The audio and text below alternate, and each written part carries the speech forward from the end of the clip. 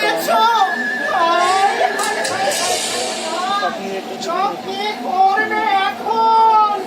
কি করবো তা তো বুঝতে পারছি না, তবে কি করতে হবে তা একমাত্র বলতে পারবে রাক্ষসপুরীর অধিপতি আমার মা।